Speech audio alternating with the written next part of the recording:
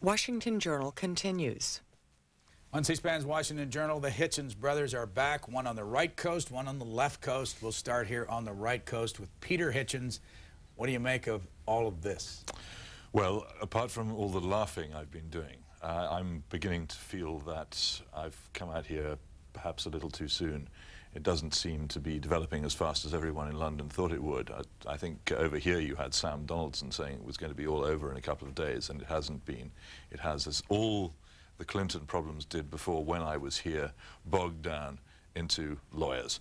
And once the lawyers get hold of it, I rather fear that it will disappear into itself for a long time and quite possibly run into the ground, which is a shame, because it looked as if the real problems of the Clinton presidency, although they're not about sex, were finally going to be encapsulated in one big piece of dishonesty and scandal. This does feel a bit odd. You came, what, 4,000 miles from Great Britain to come here. Yes. And your brother left us to go to San Francisco, where he's living. Good morning, Mr. Christopher Hitchens, and what's your take on all this? Good morning, Brian. It's filled me with a new respect for the American right.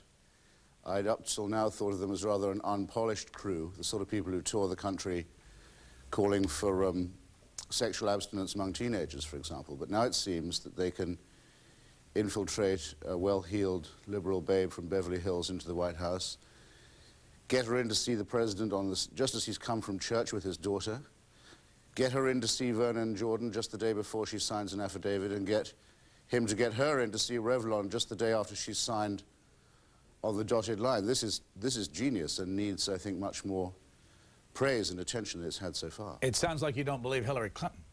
I've never really believed in her or her, no. But what I am amazed by, I must say, is that I know this actually from bitter experience, including from an attack on my good self, my own person, on your book notes the other day when you were questioning the vulgar Dr. Daniel Pipes.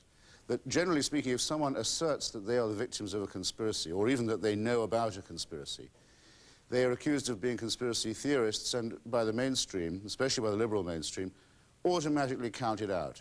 And you're assumed, if you assert or allege that, to discredit yourself out of your own mouth. Usually people who make allegations of conspiracy say the White House is behind them, the conspiracies, I mean.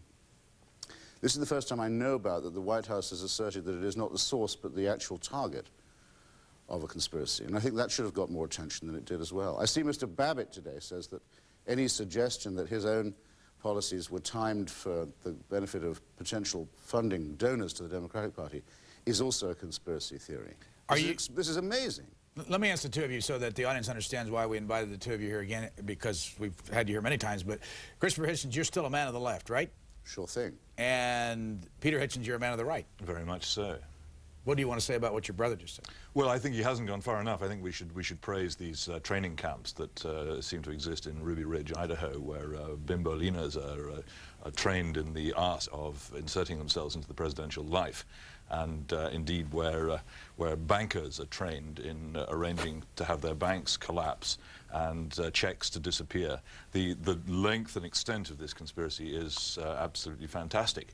The reason, I think, why people like Hillary Clinton, who themselves come from a much more conspiratorial and tight left-wing background than is generally acknowledged. The reason why they go on in this way about conspiracy is because what they're saying is these people are not part of the conformist consensus which they're trying to create, which the liberal establishment in both the United States and Britain has been creating over the past 30 or 40 years. And by saying conspiracy, they're saying lunatic, they're saying mad, they're saying out of the mainstream and therefore not to be taken account of. It's an extraordinary piece of intolerance, and it's one of the most noticeable things about the new left-wing establishment, that it is utterly intolerant of anybody who stands up to it or criticizes it in any way.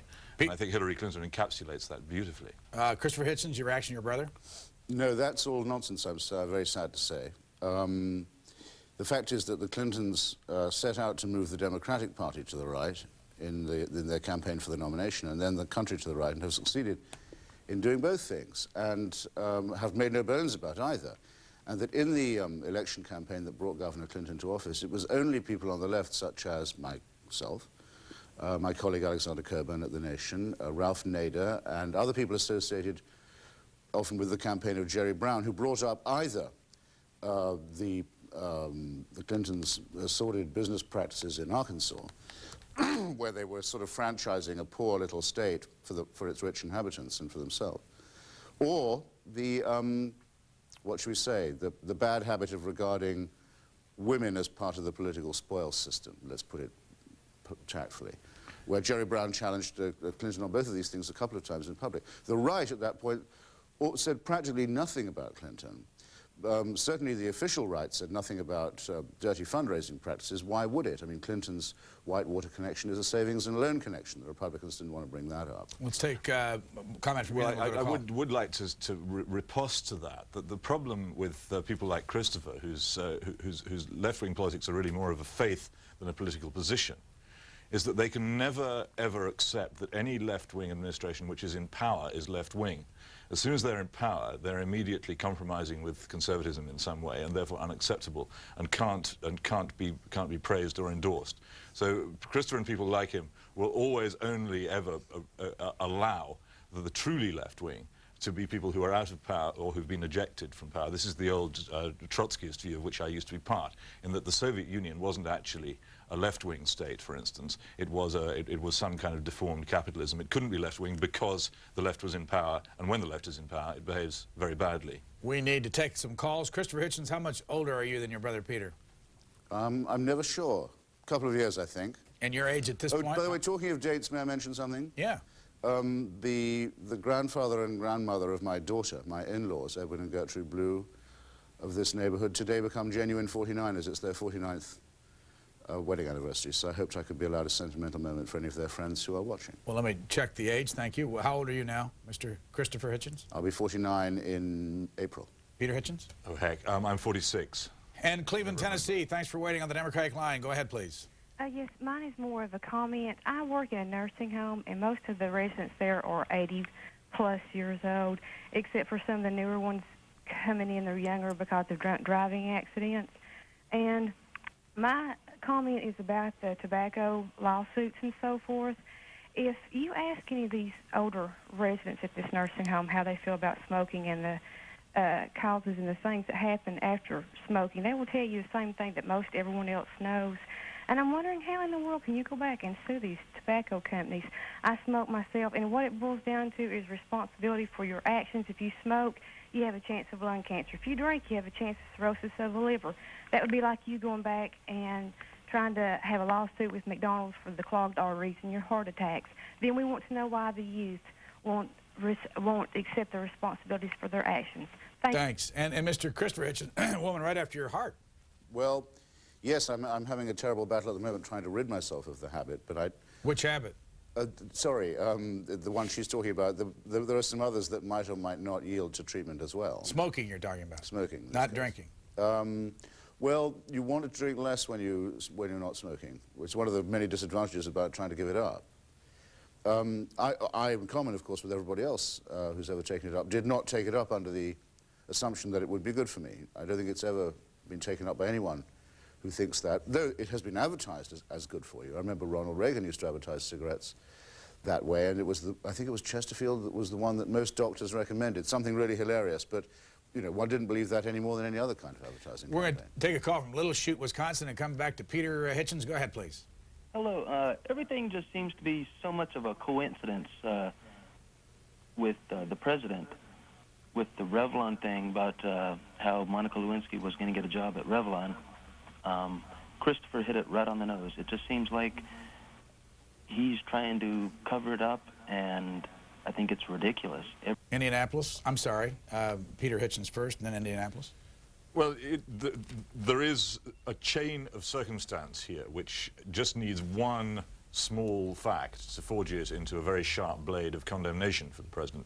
It's obviously not coincidental, but the trouble with it is that, as with so many of these things, the president has appears to have picked a young lady who, after she starts complaining or telling any kind of truths about their relationship, can immediately be slandered and have her personal reputation destroyed. This seems to be the kind of woman the president picks. And so, despite all these non-coincidental coincidences and this damning chain of facts, I'm not at all sure that it's ever actually going to come to anything. Indianapolis now. Go ahead, please. Well, hold on, hello. Christopher. Go ahead. This is Ivan in Indianapolis. First time I've ever watched the show, and I simply want to say What these two men are saying, these Brits on the left and on the right, should cause all of us to be Anglophiles once again. God save the Queen. They've taken a very objective look at this. Well, you certainly know how to hurt a guy. I beg pardon? You certainly know how to hurt a guy. I wondered if I could get their take on one aspect of what Miss Lewinsky has allegedly done, and a point of view that might address her credibility or not. Would that be all right? Go ahead. I know that she's a Democrat. I would presume that she's a liberal. As such, I would presume that she's sensitive to the women's movement.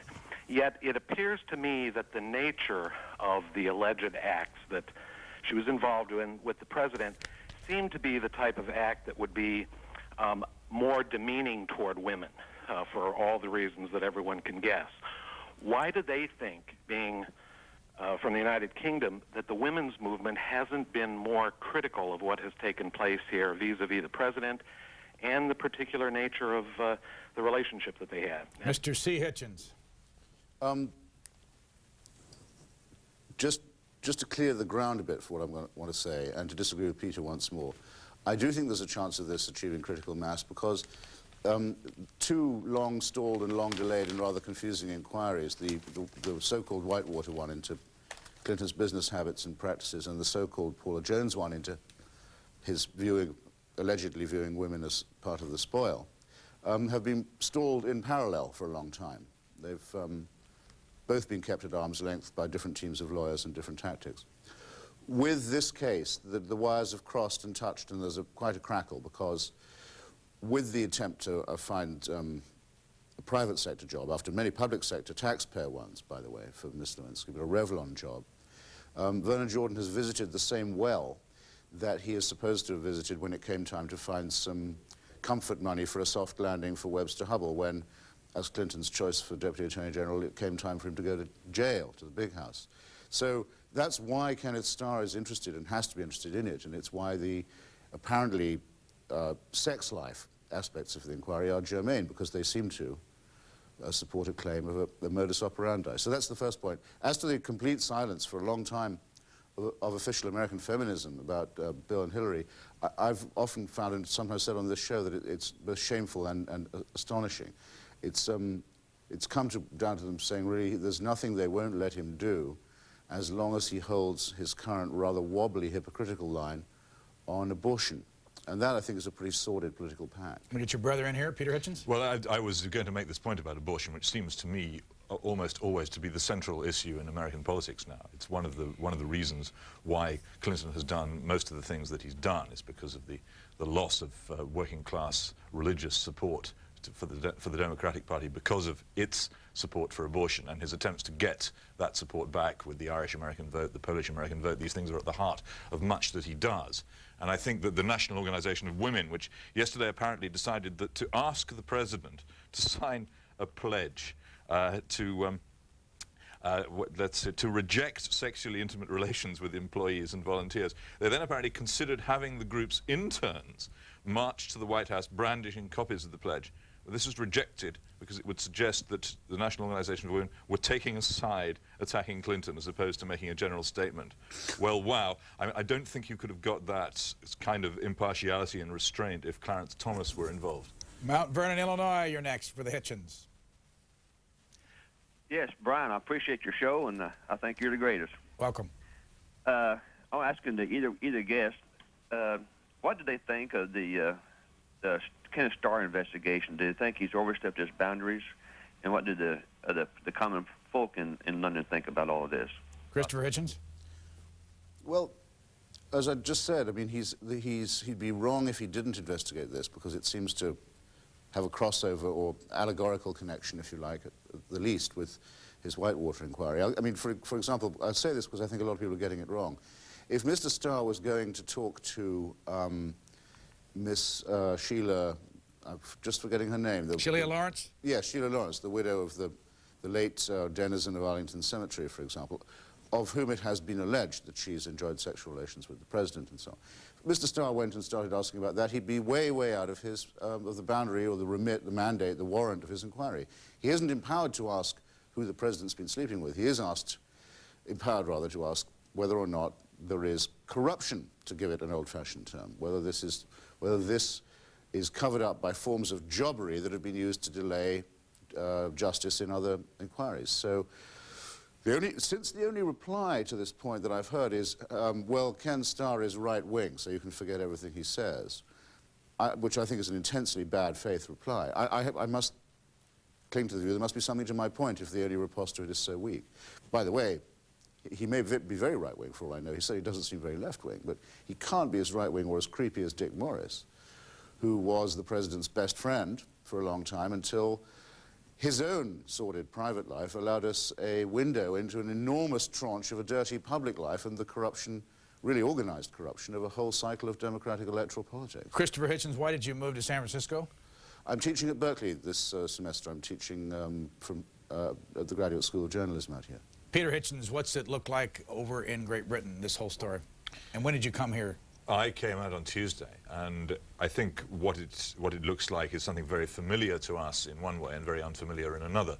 It's familiar in that we've had an awful lot of ministers falling over the past 5 years because of their sexual lives becoming public. Your cabinet officers? Yes, but it's also unfamiliar because I think most British people don't really understand the office of president. They confuse it with the prime minister and a politician, and they don't realize that Americans can simultaneously despise Bill Clinton but hold a strong respect for the office of president, which makes them hold back from the sort of calls for instant resignation and dismissal, which would certainly fall on the head of a British cabinet minister who behaved like this. We have a parallel sex scandal running with our Foreign Secretary, our Secretary of State, Robin Cook, at the moment, who is in fairly deep trouble, but holding on for the moment. And people are trying to make parallels between the two. But I think you have an elected king here, and what we need to understand more in England is that the respect which Americans have for the office, and that, I think, is another of the things which may well save Mr. Clinton from a fate which he would undoubtedly have suffered in England. Boston, go ahead. Yes, good morning, Brian. Hi. Good morning, Brothers Hitchens. Good morning. Morning.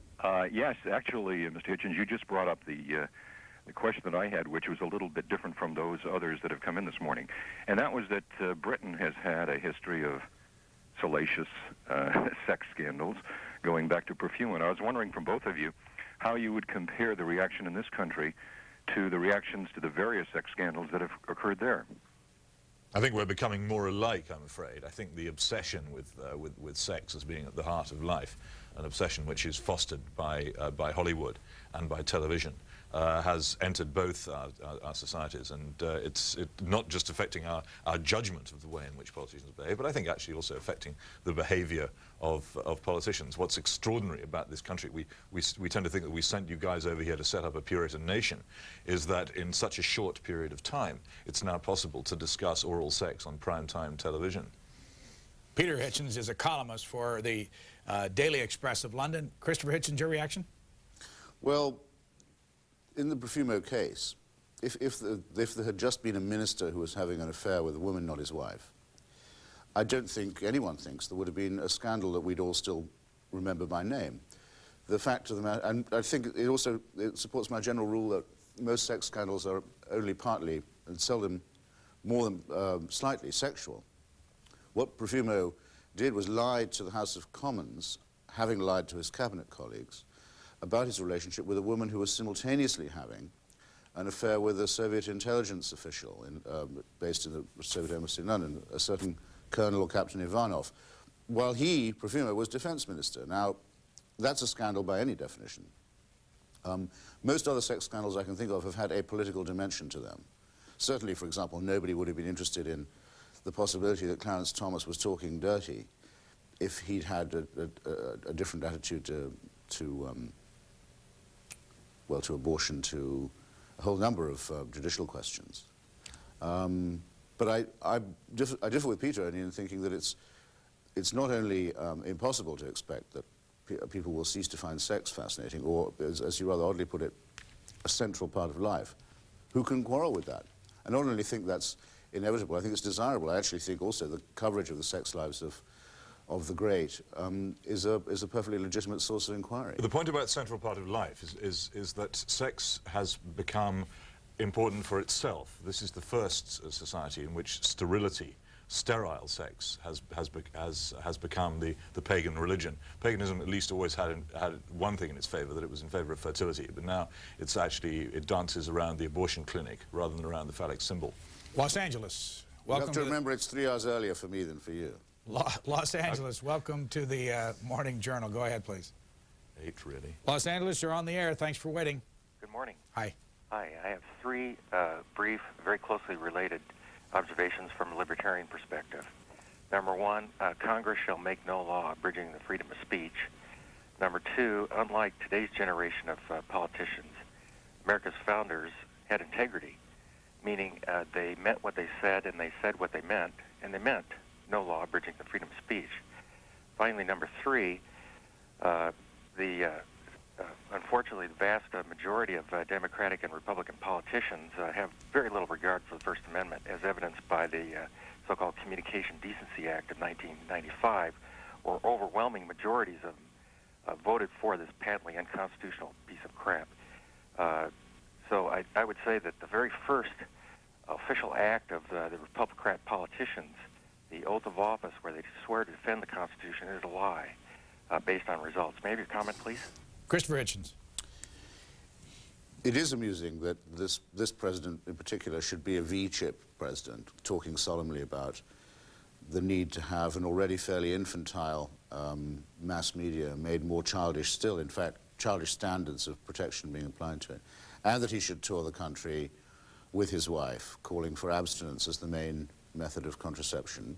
Not quite sure how that goes to Peter's point about paganism and sterility, from which I'm still slightly reeling, but which is actually potentially a very good point, I think, that it's the same president who cut 1.5 million or so poor women off the welfare rolls because on examination their lives didn't bear much moral scrutiny. They weren't being continent enough. Yes, there is this paradox between extreme Puritanism and censoriousness, which of course means that the First Amendment is not viewed with the reverence that it deserves. Okauchee, Wisconsin. Go ahead, please. Hello, Brian. Hi. I'm not too good at this, so bear with me. I think this kind of debunks the liberal media myth.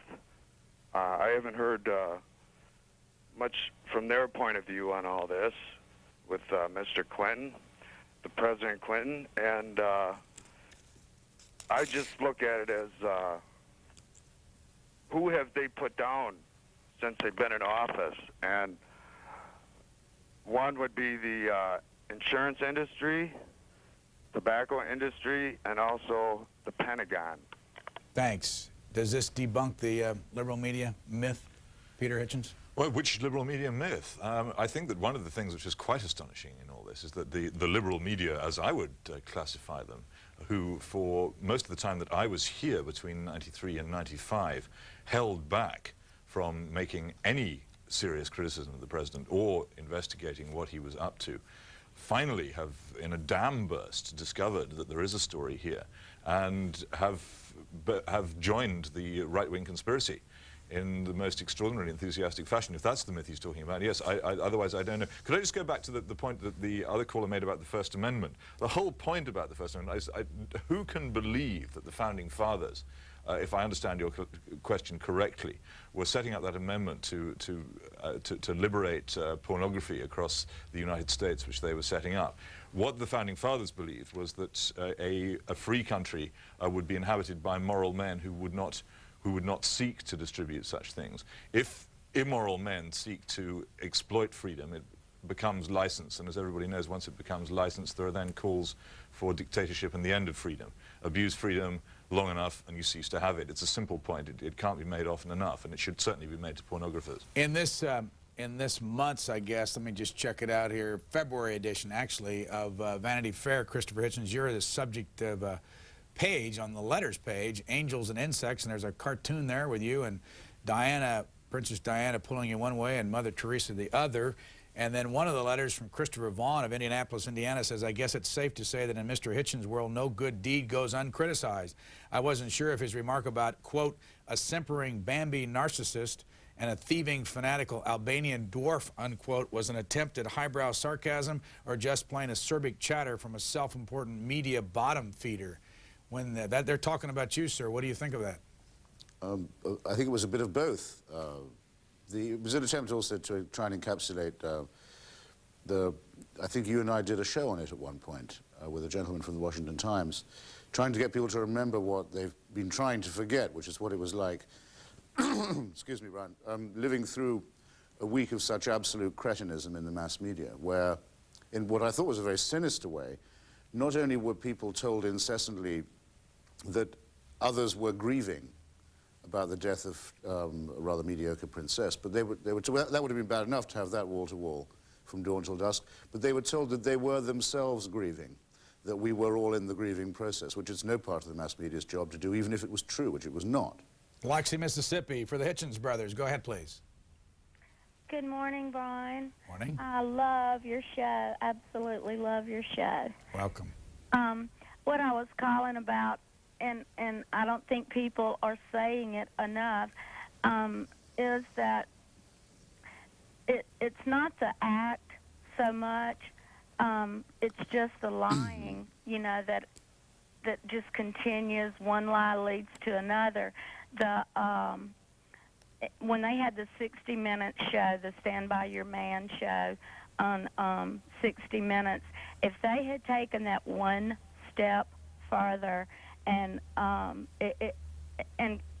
told the American people what type of relationship they have a platonic relationship, they have a political relationship,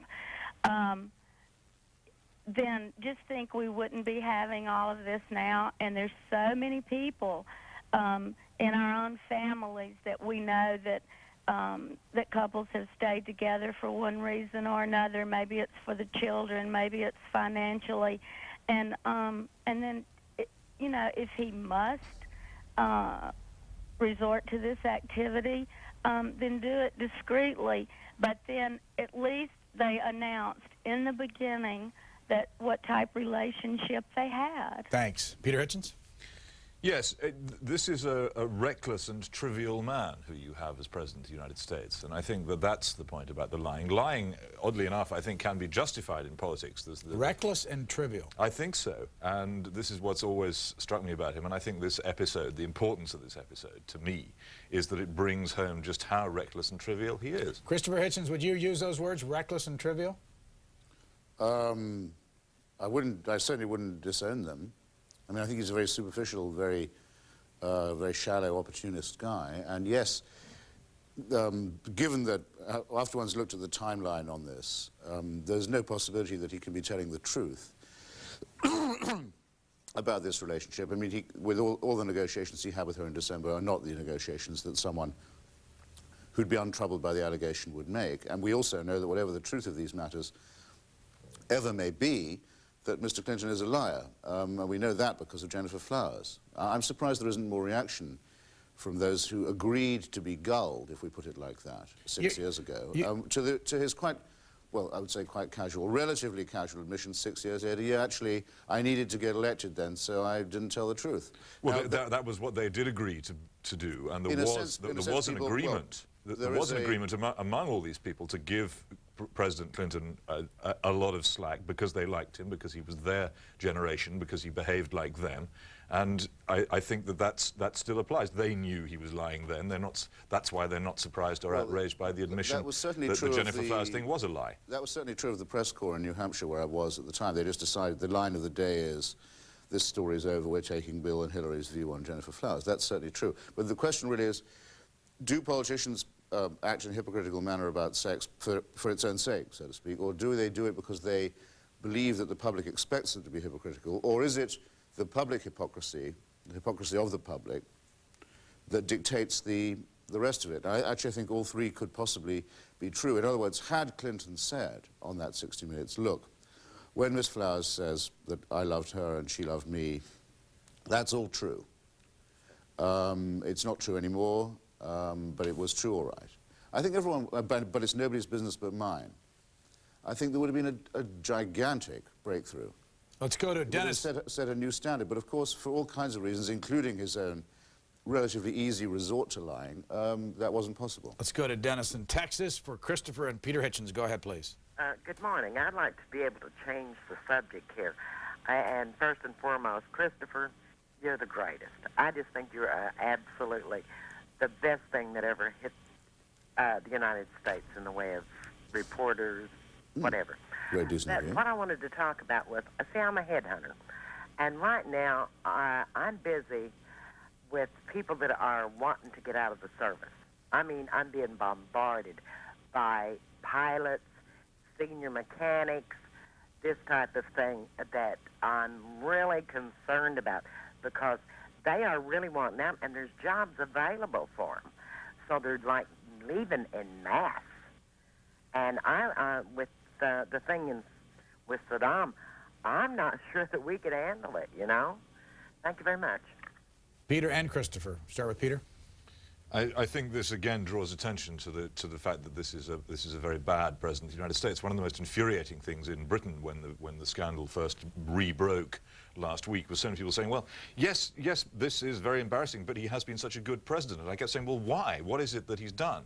The United States is weaker in world terms. Its behavior in geopolitical issues has been often foolish. I think its policy towards the Middle East at the moment is quite extraordinarily foolish in practically saying to Israel, look, it's all your fault that there's trouble. Therefore, if you carry on shrinking until you eventually shrink into the sea, we will have peace in the Middle East. I think it's an amazingly foolish policy. Tony Blair in town right now? No, he's coming on Wednesday. And apparently the White House press corps have been instructed not to use his visit as an occasion to ask questions about Monica Lewinsky. Norcross, Georgia. Hold on, Christopher Hitchens. Norcross, you're next. Yes, good morning, Brian. This is Norman Wishman. I haven't spoken to you for a long time. Welcome. I did send you this email, but apparently you didn't get it. But I have an article in front of me, and this is particularly for Chris Hutchinson, that Jordan has ties to Lewinsky's mother, and I'll just read part of it. Vernon Jordan has another connection to Monica Lewinsky besides his old friend, President Clinton. He is a longtime friend of R. Peter Strauss, a wealthy New York media executive who was engaged to Lewinsky's mother, Marsha Lewis. Now, if the guy... that's probably why he helped her get a job. I just wanted to stress it because they said that even this Strauss, who's 74, who owns radio stations and small newspapers in New York's Hudson Valley, when his wife died of cancer, Jordan even spoke at the funeral. So now he's friends with Lewinsky's fiance, who she's going to get married. So why wouldn't he help anybody? So you say it has absolutely nothing to do with anything? Of course not. It just so happened that he didn't help her until after the president had met Miss Lewinsky on December 28th, that's all. Am I finished? No. Did you want to answer Mr. Peter Hitchens? I wanted to say this. This was in USA Today 2 days ago. Nobody has talked about it. The headline is, Jordan has ties to Lewinsky's mother. Now, nobody's always talking about, all you hear about is, boy, isn't it something that he tried to help? Why did he all of a sudden try to help Monica get a job? Well, here it is. I'm looking at it right in front of me. Mm-hmm. If Chris Hutchinson was friendly with another person, and that daughter needed help, you mean that nobody would try to help her get a job, particularly if you're friendly with the guy who's going to marry her mother? Christopher Hitchens. I see what you mean. I mean, I knew that's interesting, and I'll look up the clip.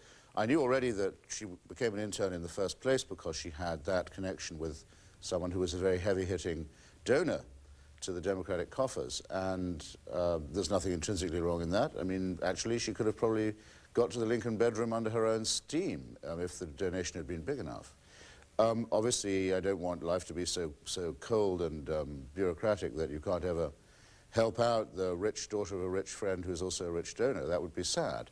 But it seems, and I think I heard Peter try to interject the same point, and it became very clear yesterday when one read the timeline properly, that it was only the day after she'd signed the requisite affidavit on the dotted line that Mr. Jordan went to Revlon for her. By the way, I want to ask you both quickly. Here is the New Republic, a magazine owned by Marty Peretz, longtime friend of Albert Gore. Cover has a picture of the president, and above it, the politics of betrayal. What do you think it means? I think it means that they designed that cover a couple of days ago, and they probably wish they hadn't now. Why? Well, I think that there was this panic. There was a panic in the Democratic Party that Mr. Clinton was going to drag them down, and that they had to get rid of him quickly. That moment, I think, is now past. And what do you think? They will now row back from it. Christopher Hitchens, what do you think? I know that the people in the Gore camp have for a long time regarded Clinton with contempt, and that in the recent past, before this business, when it was Mr. Gore who took most of the hits for Mr. Clinton's fundraising practices, that that contempt has turned to something much more like an active dislike. I think their restraint during all this period has been extraordinary. I mean, not even to their house organ, the New Republic, have they leaked anything that suggests that they're anything but doggedly loyal to a man whose loyalty, well, I was about to say they don't deserve, you know what I mean, who has done nothing to deserve their loyalty. The vital thing about loyalty is to know exactly when to transform it into treason, and timing is all, and obviously this wasn't the moment. Wrightsville Beach, North Carolina, for Peter and Christopher Hitchens on C-SPAN's Washington Journal. Good morning. Good morning, Brian, and good morning, Hitchens brothers. Greetings from Jesse Helms country. It's always a pleasure to see the Hitchens brothers up there. Their demeanor is so different than the normal run-of-the-mill American, real high IQ, the whole bit. You know, when they finally nailed Slick Willie, I just wonder that they took the Unabomber, made him have a psychiatric profile to see if he was playing with the full deck. I think when they run the psychiatric profile on Brother Bill, the country will be aghast. Peter Hitchens. You may well be right, but I don't know whether it's going to come to that. I think we're a long way short of psychiatric profiles, and I think the people who are beginning to refer to this this president as the OJ president are closer to the likely result. This will be a man who lives on in the Oval Office with fewer and fewer people willing to play golf with him. Christopher Hitchens. Well, that's why I said earlier that I think that sex and politics are a fit subject, a subject that a journalist doesn't have to apologize for being fascinated by. Here's the guy who could have said to himself, relatively recently, all those things people like to say, first Democrat re-elected since FDR, this and that and the other thing, youngest president since I can't remember who, all of that stuff, and all this is swirling around his head, and if what I suspect, well, in fact I'm sure of, is true, there must have been a moment when he thought, well, I could throw all that away for what is immediately in front of me for the next 5 or 10 minutes. I mean, it could happen that I'd have to forsake all that for this, but I'm going to give it a try. I'm willing to risk it. That is absolutely fascinating. It's the original definition of classical hubris. I think it should get a more informed and maybe more compassionate speculation than it's been getting. Christopher Hitchens, it's 18 minutes before 7 a.m. where you are in San Francisco. By the way, where are you in San Francisco? I'm just down near the Embarcadero on Battery. And you're teaching across the pond there over at Berkeley? Across the bay in Berkeley, yes. What are you teaching? Well, I'm at the Graduate School of Journalism, and I'm teaching a course trying to show that there is a tradition in America of journalism as literature, which Thomas Paine, Frederick Douglass, Mark Twain, H.L. Mencken, that journalism can aspire to be and can be literature, and that also that's the great tradition of American dissent as well. So it's an attempt to instill taste, bearing, and courage and moxie into the rising generation. Are you coming back here eventually? Oh, sure. I mean, I must say, but I don't mean to seem ungrateful for the hospitality I'm getting in Berkeley or in Stanford, but sometimes last week I did wish I hadn't left Washington. Munster, Indiana, near Chicago. Go ahead, please. Good morning, Brian. Hi. I do hope you got those photographs Judge scanned to you. What really bothers me more than anything is the timing that this story was broken just before the president gave his speech. And you can't tell me that isn't ugly when they said that they were sitting on this story. And I suppose that's why I'm so angry with the press. Isn't it rather more grotesque that the president had to give the State of the Union speech after these things had been revealed? Isn't the true grotesqueness that you have somebody as president of your country about whom these things are known, are true, that the timing of the revelations is meaningless morally? Munster, Indiana, you want to respond? A year ago, though, that they knew the story. This story would have been ugly no matter when it broke. It was the timing. They knew this would be an ideal time to do it. Who's they? The gentleman that broke the story. Well, no. First of all, the Time magazine sat on the story. They bragged about it, stating that they knew it for a year. And that's what really bothers me. Well, do you mean you'd rather have had it come out in time for last year's State of the Union speech? The State of the Union speech was, in my opinion, truly marred by this, and you know it was. Thanks. Well, I do know it was, but I don't accept responsibility for the marring, as I'm sure no other reporter does. I mean, look, can I try and put it this way for you? You described the Newsweek, actually, not Time, as sitting on the story, well, and perhaps having wind of it for at least a year. Well, if they hadn't sat on it, as you put it, it would have come out in time to spoil last year's State of the Union speech for you. The fact is, the timing of this is very, very little in the control of the press. What I think you would have said in that case was that they had released the story before they really checked it, before they were sure it was true. And it must be said for most of the press that they've been, if anything, far too restrained in covering this kind of thing. And more appropriate. Michael Isikoff, the reporter in question, in effect gave up his job at the Washington Post after a dispute because they wouldn't run anything about the Paula Jones allegations. He took himself off to Newsweek. Newsweek very nearly denied him his great scoop, but because it was, for various reasons, afraid of being accused of being irresponsible. Really, madam, if anything, the press has been only too willing to spare the president embarrassment, and such embarrassment as has fallen on him is entirely self-inflicted, as I know you know, and I could tell from your voice. Peter Hitchens. Well, the essential truth of this story was known long ago, and I think if you're talking about timing and inappropriate timing, the real sadness is that this discussion was not had before the last presidential election, in time for the American people to pick somebody more fitted for the job of President of the United States.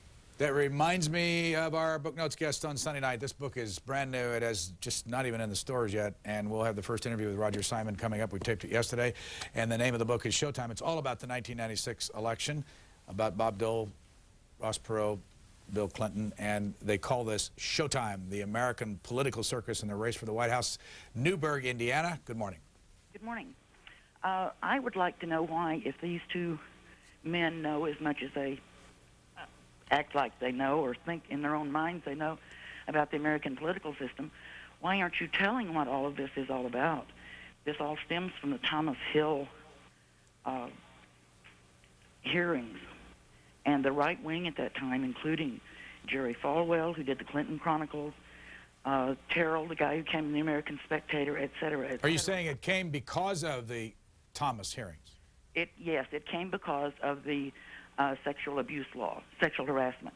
They said they were going to get rid of that law, and they were going to take anybody down with it they could. Let me ask you this: what would you think if what they're saying about the president turns out to be true?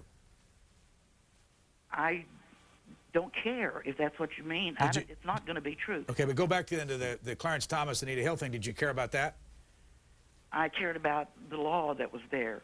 I cared that Hill was, like, forced to testify. She didn't do it voluntarily. You know. Did you care about the issue of the relationship between Anita Hill and Clarence Thomas? Not really.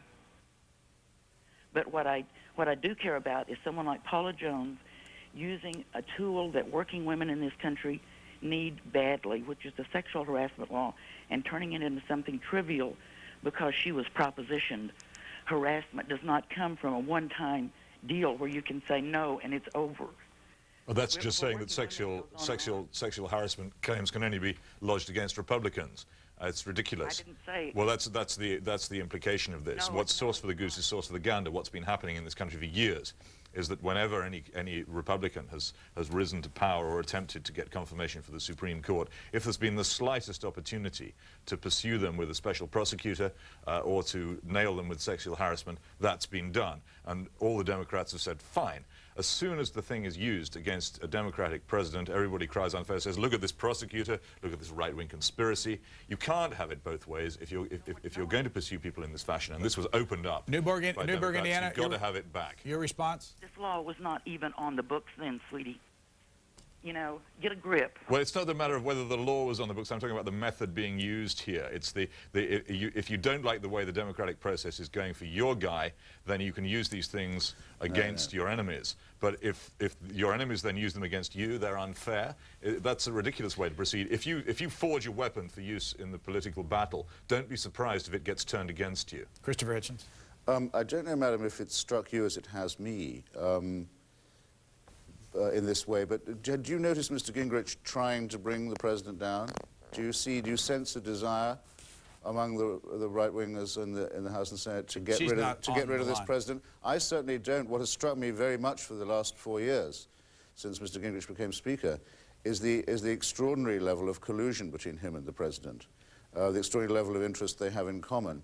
It seems to me there's absolutely no right-wing serious attempt to get rid of Clinton, and every reason for them to hope that he serves out his full term. So that's to put what you say in general context. I'm more sympathetic to what you said earlier. I mean, if the worst that can be said of Clarence Thomas is true, then he talked in a coarse manner to one of his subordinates. It is not alleged of him that he propositioned anybody at any time.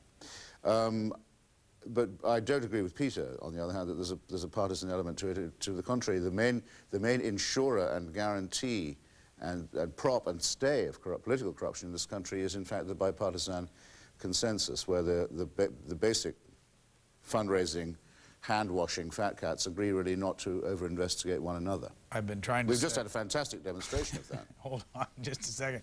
Palmdale, California. Go ahead, please. Yeah. Brian? Yes, sir.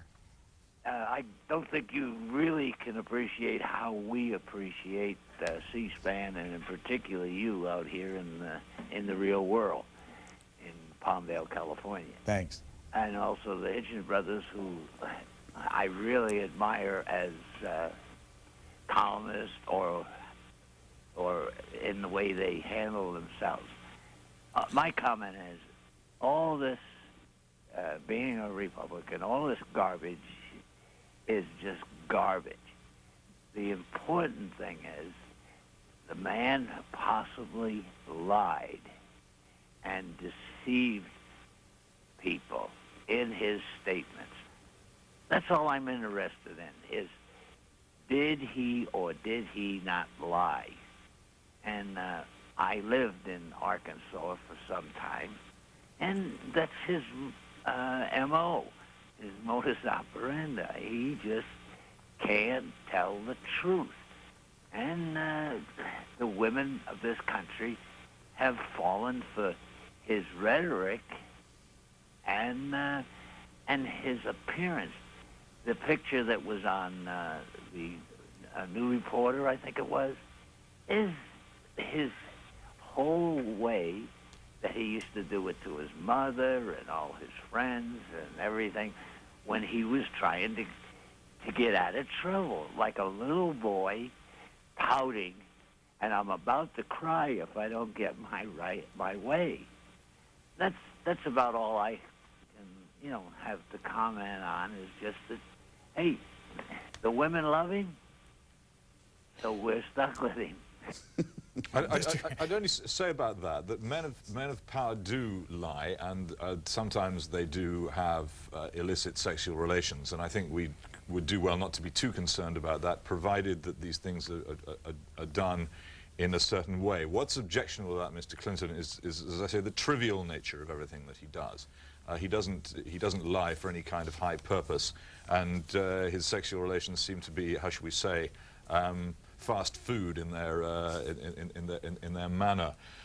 What I've always found objectionable about him, and what's particularly bothering me at the moment because of Ireland, which is a huge issue back in England, is that he has adopted policies purely because they have suited his polls and because they have suited his fundraising activities. There's been no other reason, and we now have a terrible crisis in Ireland. The licensing of terrorist spokesmen in talks with democratic politicians, leading, in my view, to much greater violence and the danger of civil war in Ireland because of Mr. Clinton's utterly cynical and light-minded intervention. This is the kind of man he is, and all this episode does is underlines his triviality, his inability to take anything seriously or see anything seriously or understand the great issues of the globe. Here is a picture from yesterday's, or actually today's, Daily News, and it's a picture of William Ginsburg and Monica Lewinsky, taken by John Roca of the New York Daily News, coming out of the Cosmos Club. Want a quick comment, Mr. Christopher Hitchens from the West Coast? Not on that, but on Ireland, if I may. I think all that's wrong. I mean, the United States is, rather than the United Kingdom, the country that has for a long time had the primary responsibility for Irish affairs. No president Democratic or Republican or of Irish background or any other background can afford to ignore that fact. I don't think it did Mr. Clinton much good politically. I don't think that was the motive. I think there are aspects of the policy, such as some of the political rewards and offices given to members of the Kennedy family now that do fit more with the Clinton modus operandi. But as a matter of fact, the British government would still be pretending that there was no such thing really as Sinn Féin and no need to negotiate with the Republican movement if it wasn't for American pressure. And it's a very good thing, in my opinion. A great favor was done to the British government by the American insistence that that the Irish government has a right to be consulted about the North of Ireland, and that also the Republican movement in the North of Ireland is, as well as a military movement, a political one. Running out of time, Boise, Idaho, capital of that state. Go ahead, please. Good morning, gentlemen. I've got a couple of questions and a couple of points to bring out. Number one, quite a few years ago, I myself was sexually harassed on 3 different occasions by 3 different top high-ranking people in government. The first thing I did was go to the chain of command, report these people. What disturbs me more than anything else is, why are these women waiting years later? Now, the woman, the Flowers woman, she waited how many years she had a relationship with President Clinton? Then she comes out and reports this. Just before he's running for presidency, his first time around. No, this is a simple factual point. The reason she raised it was that she was named in the American Spectator Troopergate allegations, and the report implied that she had actually had a sexual relationship with Mr. Clinton, which she denied, and that's why she came out. She'd kept quiet about it until then, and I think that case is reasonable. Just as Miss Tripp, it seems, would not have got involved in this if she hadn't been called a liar by the president's incredibly incompetent and stupid lawyer, Mr. Bennett. These are people who you're forced now to sort of protect yourself if you're a woman in this ambiance. You're wrong also, madam, I'm afraid to say, about Jennifer Flowers. She was dumped by the governor and disowned so that he could run. And he told her that from then on she wasn't going to exist. And I don't know what your attitude would have been, but she wasn't claiming any harassment. Coming up very soon, and I asked the Hitchens brothers what they think of this list of performers. Representative Jim Leach, Treasury Secretary Robert Rubin, Secretary of Defense William Cohen, Chair of the Federal Reserve Board Alan Greenspan, Deputy Secretary of the Treasury Lawrence Summers, all appearing before the House Committee on Banking and Financial Services. Actually, Jim Leach is in the chair. Fortville, Indiana, next. Go ahead, please. Brian, the thing that disturbs me about the news media, this is not for the Hitchens brothers, because I got a hunch that they're cousins of Rush Limbaugh. But this is for you. The thing that disturbs me is the fact that when the news media throws out an allegation and then they find out it's not true, they don't report that with the same enthusiasm. What would you instance as an example of that? All right, the Arlington Cemetery, selling grave sites for campaign financing. That has been proven to be false. Has it? Are you so sure? It was in the Indianapolis News and Star yesterday. I know that somebody had to be dug up. Doesn't happen every day. And the other report the other day from the Dallas paper about the Secret Service agent that observed President Clinton and her in some, unsightly scene. That has been proven as false allegation. No, it has not. It has actually. No, you're in error. You're in error. Was retracted yesterday. Yeah. The demon on the dress deal. We don't know about The FBI has said that that's absolutely false. That was reported last night on CBS News. Right. Yeah, and it's in the papers this morning. But with what kind of enthusiasm? American people, they just dribble out these little things that they prove out they're not wrong. Okay, well, you've just made a couple of errors in your own statement, so perhaps you'd like to retract them. It's not easy. Nobody enjoys doing it. You wouldn't enjoy it either. It's but Carl, let me ask you this: if corrections are made, you've detailed what you see as the retractions and the change in the stories. Why do you think the rest of the world doesn't know what you know? I don't know why they don't pick it up. It's because the news media comes out with these allegations in such an enthusiastic way, everybody picks the story up. But when the retraction comes along, Very few people pick it up. Well, how do you know about it then? How are you so well informed then? I'm informed, sure, because I'm an avid reader, but the general public is not informed. How do you know? Well, because I know from the news coverage. Yeah, well, there you are then. All right, now how about the story about Mrs. Lawrence? What about she it? owned a hotel out in San Diego or wherever. Coronado, yeah. And President Clinton stayed there. That proved that he was going to sleep. He'd been sleeping with her, and the story in the news media was that they was going to subpoena her. Thanks. But I'd say to the two of you, we hear this from both sides, that it's the intensity of the coverage that people often get upset about, like this man. On both sides, we've heard it here. I mean, it used to be a couple weeks ago, why aren't the news media more active in pursuing President Clinton than they have been? Why aren't they mad about it? Why aren't they, you know, why isn't the intensity there? That's the word they often use. What would you say to that, Christopher Hitchens? Why is there no intensity in the pursuit of Bill Clinton? I mean, everybody sees this as an intensity problem, depending on which side you're on.